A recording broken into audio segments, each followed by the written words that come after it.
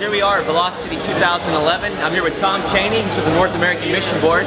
Tom's been planting churches for a little while. He knows a little bit about it. Been with NAM for 15 years? About 13 and a half, 14 years. 13 and a half years. So Tom's worked with a lot of planters. Tom, what are a few things the planters need to know pre-launch? Well, the first thing in pre-launch, they need to know that they're a fit for where their target area is. So many church planters go to places that they're the right person but in the wrong place, or it's the right place but the wrong person. And so it's very, very important for a church planter to really know the type of character he is, the type of person that he is, and see that it fits that community, that niche. A lot of our plants that just don't seem to gel, it's a bad place, and it's not that it's a bad planter.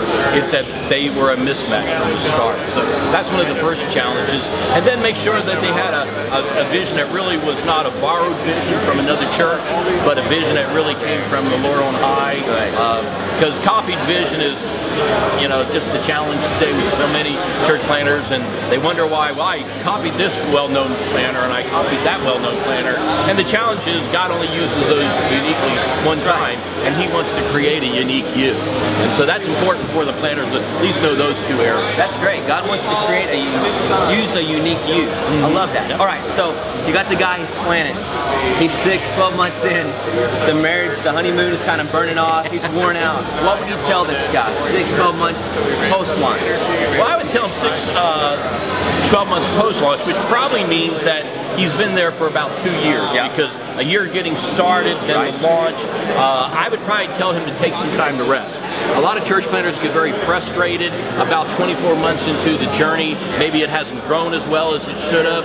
But also in the midst of taking some time to rest, I would say look on those, building those relationships. Most church planters survive by developing significant relationships with people in the community.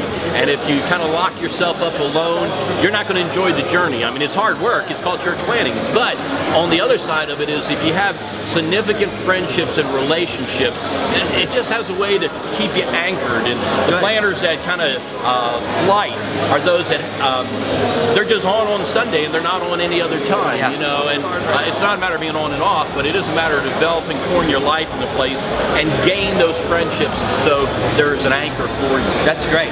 Now let's talk about resources. I know NAM is all about resourcing churches.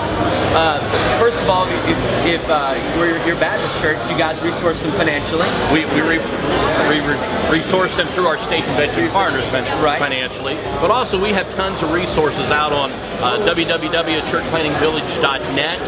Has a great set of resources. Those are all free, about 4,800 resources that start anywhere from the beginning stage of I'm thinking about being a church planter, I might be a church planter, to actually all the way through to 3 years into it, what do I do to start reproducing, maybe 2 years start reproducing, and everything that you need, from even things as simple as I got to write a series of letters now to my church, because now I'm a church, I'm not just a plant anymore, and just a whole package of those type of things, resources to help you think about going to extra services. There's a great resource out there called 7 Steps for Planting Churches, and it really helps you think through the 7 things, the minimum 7 things that you need to do as a church plant. And if you're looking for a sponsoring church, there's a companion book to that called 7 Steps for Sponsoring Churches, and that helps the sponsor know how to be a better contributor, sharer in the ministry. That's great. There's just a ton of resources out there. So it's the Church Village? No, it's churchplantingvillage.net.